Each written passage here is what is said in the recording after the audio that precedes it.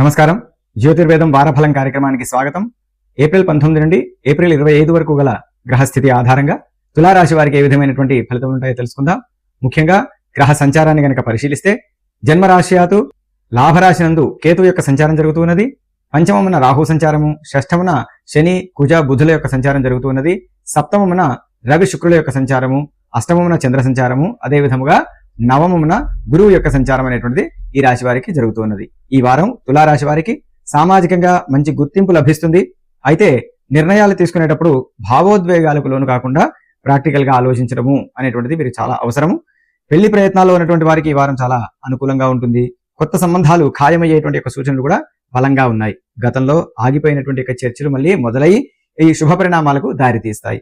జీవిత భాగస్వామితో పరస్పర అవగాహన అనేటువంటిది రాశి వారికి పెరుగుతుంది.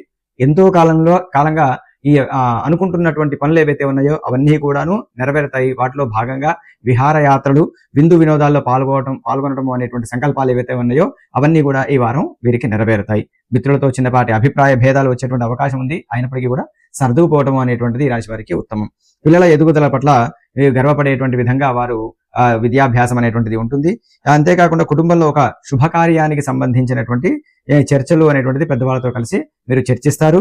ఈ ఇంటికి అవసరమైనటువంటి యొక్క విలాస వస్తువుల కొనుగోలుపై కూడా చాలా ఆసక్తి చూపేటువంటి అవకాశం గోచరిస్తున్నది. ఉద్యోగంలో ఈ రాశి వారిలో ఉన్నటువంటి వారికి కొత్త బాధ్యతలతో వారికి ఉన్నత ఉద్యోగం అనేటువంటిది లభిస్తుంది. వీరి యొక్క పనితీరుపై అధికారులు కూడా మంచి అభిప్రాయాన్ని కలిగి ఉంటారు. అయితే పని ఒత్తిడి వల్ల వ్యక్తిగత జీవితానికి సమయం కేటాయించడంలో కొంత విఫలమయ్యేటువంటి అవకాశం ఉంది. కాబట్టి ఆ మార్గంలో ఆ విషయంలో కొంత మీరు జాగ్రత్తలు తీసుకోవడం అనేటువంటిది మంచిది. వ్యాపార రంగంలోనూ ఉన్నటువంటి వారికి భాగస్వాముల నుండి పూర్తి సహకారము అనేటువంటిది లభిస్తుంది. నూతన పెట్టుబడులకు ఈ వారం మధ్యలో సమయం అనుకూలంగా ఉంది. కోర్టు వ్యవహారాలు లేదా చట్టపరమైనటువంటి వ్యవహారాలు ఏవైతే ఉన్నాయో అవన్నీ కూడాను ఒక కొలిక్కి వచ్చేటువంటి అవకాశం కనిపిస్తూ ఉన్నది. ఆర్థిక పరిస్థితి ఆశాజనకంగా ఉంటుంది. ఆభరణాలు లేదా భూమి కొనుగోలు చేసేటువంటి ఆలోచన చేస్తారు.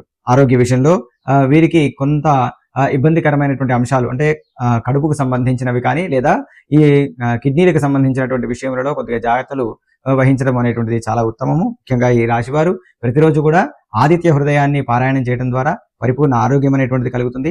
మహాలక్ష్మి పూజ చేయడం ద్వారా గృహలక్ష్మి అయినటువంటి గృహ సభ్యులు అందరితో కూడాను శుభవంతంగా సుఖవంతంగా ఉండేటువంటి ఆస్కారం అనేటువంటిది మహాలక్ష్మి అనుగ్రహం వల్ల కలుగుతుంది. కాబట్టి మహాలక్ష్మి ఆరాధన కూడా చేయడం అనేటువంటిది ఎంతో అవసరం ఈ రాశి వారికి.